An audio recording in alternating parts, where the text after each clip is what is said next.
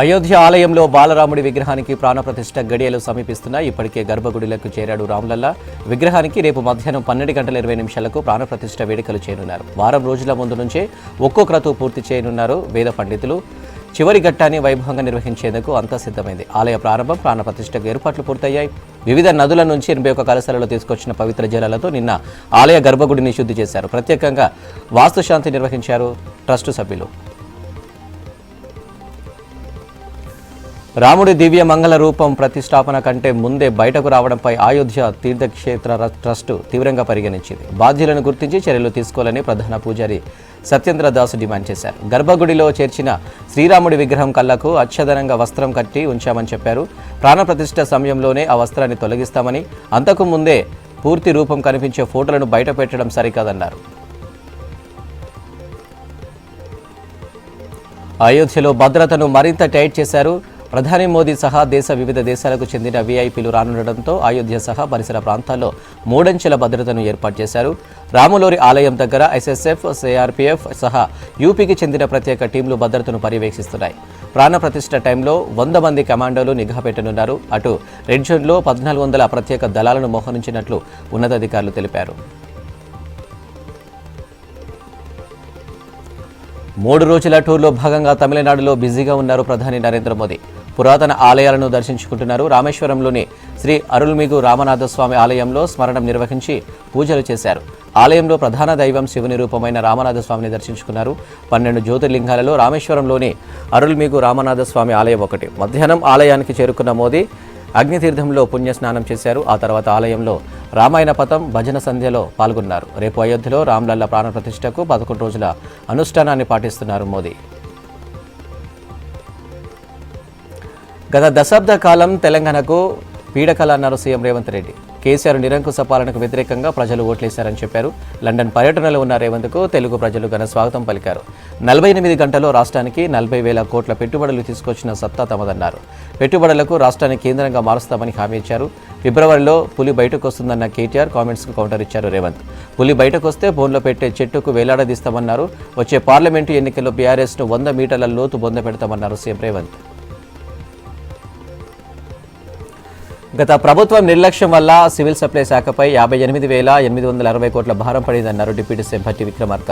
BRS పాలనతో రాష్ట్రం ఆగమైందన్నారు. గత సర్కార్ చేసిన తప్పులను సరిదిద్దుతున్నామని చెప్పారు భట్టి. కేఆర్ఎంబీ బోర్డుకు ఉమ్మడి రాష్ట్రాల ప్రాజెక్టును అప్పగిస్తామని తాము ఎక్కడ చెప్పలేదన్నారు మంత్రి ఉత్తమ్. 8 నుంచి 10 టీఎంసీల కృష్ణా నీటిని ఏపీకి తరలించకపోతే బీఆర్ఎస్ ఎందుకు స్పందించలేదని ప్రశ్నించారు. ప్రాజెక్టుల విషయంలో బీఆర్ఎస్ తప్పుడు ప్రచారం చేస్తుందని విమర్శించారు. సచివాలయంలో సివిల్ సప్లై శాఖపై మంత్రులు రివ్యూ నిర్వహించారు. రీజనల్ రింగ్ రోడ్డు అలైన్మెంట్ భవిష్యత్తు తరాల అవసరాలకు అనుగుణంగా ఉండాలని అధికారులకు సూచించారు మంత్రులు భట్టి విక్రమార్క, కోమటిరెడ్డి వెంకటరెడ్డి. క్రమ పద్ధతిలో అలైన్మెంట్ ఉండేలా చూడాలన్నారు. సచివాలయంలో 2024-25 వార్షిక బడ్జెట్ సన్నాహక సమావేశంలో రోడ్లు, భవనాలు, సినిమాటోగ్రఫీపై సమీక్ష చేశారు మంత్రులు. పెండింగ్లో ఉన్న పనులతో పాటు కొత్త రోడ్లు, భవనాలకు నిధుల కేటాయింపులపై చర్చించారు. నంది అవార్డుల ప్రధానంపై కేబినెట్లో చర్చించి నిర్ణయం తీసుకుంటామన్నారు. చిన్న నిర్మాతల సినిమాలను విడుదల చేయడానికి ఎదురవుతున్న ఇబ్బందులను తొలగించాలన్నారు. వరంగల్ ఔటర్ రింగ్ రోడ్డు నిర్మాణం అలైన్మెంట్ సక్రమంగా లేదన్నారు మంత్రి పొంగులేటి శ్రీనివాసరెడ్డి. వాటిని సరిచేసి ప్రజలకు అందుబాటులోకి తెస్తామన్నారు. ప్రజల అవసరాలు, నగర అభివృద్ధిని దృష్టిలో పెట్టుకుని వరంగల్ నూతన మాస్టర్ ప్లాన్ను అమల్లోకి తెస్తామన్నారు. నిబంధనలకు విరుద్ధంగా 24 అంతస్తుల ఆసుపత్రి నిర్మాణం జరిగిందన్నారు మంత్రి కొండ సురేఖ.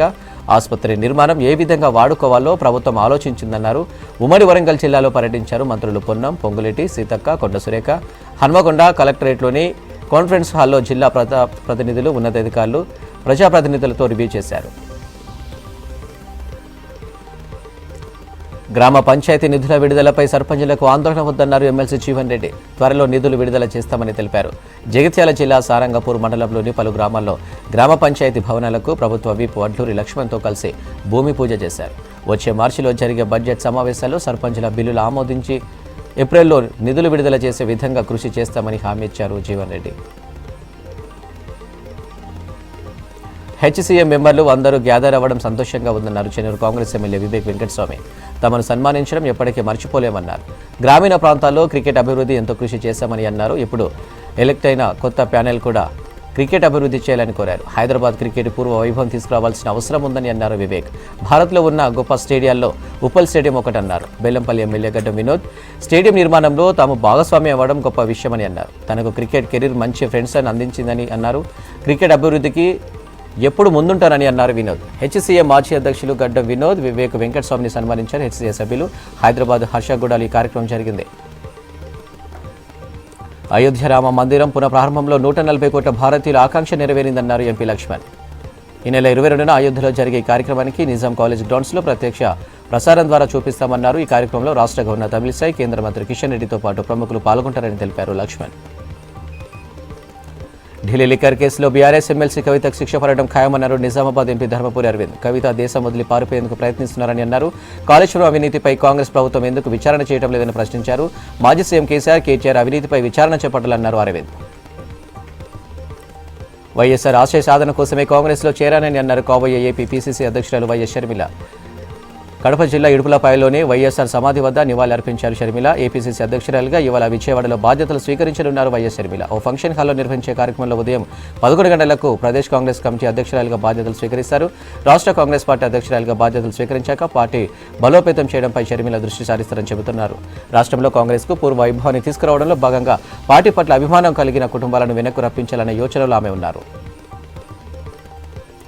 కాంగ్రెస్ 100 రోజుల్లో నెరవేరుస్తామన్న హామీల అమలుపై దృష్టి పెట్టాలన్నారు BRS working president KTR. Revanth రక్తం అంతా బీజేపీదేనని ఆయన ఏక్నాథ్ షిండేగా మారతారని ఆరోపించారు. గతంలో అదానీ గురించి అడ్డగోలుగా మాట్లాడిన రేవంత్ రెడ్డి ఇప్పుడు అదానీ కోసం వెంట పడుతున్నారని విమర్శించారు. తెలంగాణ భవన్లో హైదరాబాద్, సికింద్రాబాద్ ఏపీ సెగ్మెంట్లపై సమావేశం నిర్వహించారు కేటీఆర్. బీజేపీతో బీఆర్ఎస్కు ఏ రోజు పొత్తు లేదని, భవిష్యత్తులోనూ ఉండదన్నారు కేటీఆర్. దేశంలో భావజాల పోరాటం జరుగుతుందన్నారు కాంగ్రెస్ అగ్రనేత రాహుల్ గాంధీ. భారత్ జోడో న్యాయయాత్ర 7వ రోజు అరుణాచల్ ప్రదేశ్లోకి ప్రవేశించింది. 2-3 వ్యక్తుల కోసం కేంద్రంలో బీజేపీ ప్రభుత్వాన్ని నడుపుతుందని ఆరోపించారు రాహుల్. బడా వ్యాపారవేత్తలతో చేతులు కలిపి ప్రజలను మోసగిస్తున్నారని ఫైర్ అయ్యారు. తమ కేంద్రంలో అధికారంలోకి వస్తే అరుణాచల్ ప్రదేశ్కు పూర్తిస్థాయి రాష్ట్ర హోదా కల్పిస్తామని హామీ ఇచ్చారు. అస్సాం నుంచి అరుణాచల్ ప్రదేశ్కు వచ్చిన రాహుల్కు కార్యకర్తలు పెద్ద ఎత్తున స్వాగతం పలికారు.